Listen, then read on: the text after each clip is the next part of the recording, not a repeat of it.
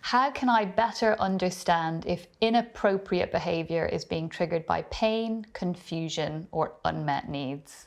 Very good question. Yes, this is really good. So first of all, when we see a person in distress, we have to understand what is the distress about. Many times can be pain, like people who live with different conditions besides obviously the symptoms of any dementia. They will experience different symptoms besides the symptoms of dementia. And they can be physical symptoms, like, for example, the blood sugar levels going up or down. That could cause a lot of distress. Or pain. Pain usually, and especially when it cannot be verbalized. Like the pain sometimes cannot be verbalized. You need to see the facial expression, any movements of the body. How is the person sitting at that moment? Are they doing like something like this? How are they feeling?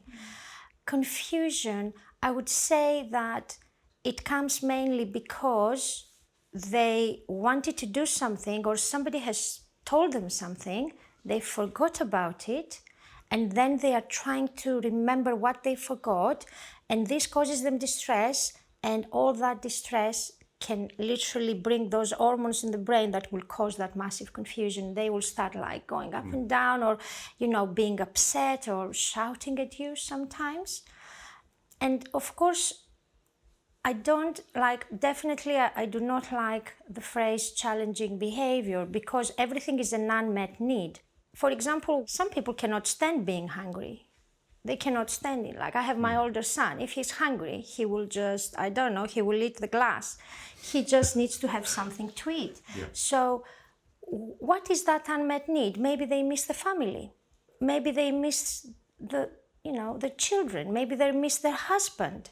So if you find that first, then you can have that person like satisfied and in a better, I wouldn't say mood, but in a better position and feeling better about themselves and the surrounding environment. Maybe it's too noisy. Like, a person living with dementia wouldn't be able to be in a room full of people. And often you say, oh, it's the birthday party of you, and they just can't stand it. They cannot stand the noise. They cannot stand too much light, flickering lights. They just can't stand it. You need to try and explore what's causing the discomfort, and be the a mental or physical, and it can be quite challenging. Okay. Again, often as carers, we have a lot. We've talked about pressure. We have a lot going on in our lives. There's a lot that's pulling us one way and the other. We might be acting in ways that are stressed, which then trigger stress in the person, because they will pick up those body language cues. They'll pick up the emotional tone. So if we're fretting around, the person may have been okay, and then we're rushing, and then they feel stressed, and then they get distressed. So what are the people around the person doing that may be contributing? I know if I'm stressed, it stresses the people out around me as well. We could discuss about how we can de-escalate all that. The first thing that I always suggest the care professionals to do is to leave the room, so that they are not able to see you.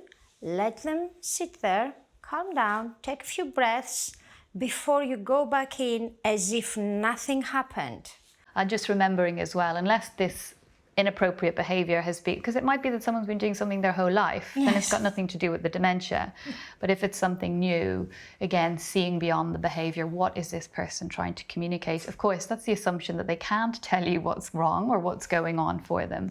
And if they can't, what are they trying to communicate here? Nobody behaves in challenging or distressed ways if they don't have something that they need. And so it's for us to try and determine that.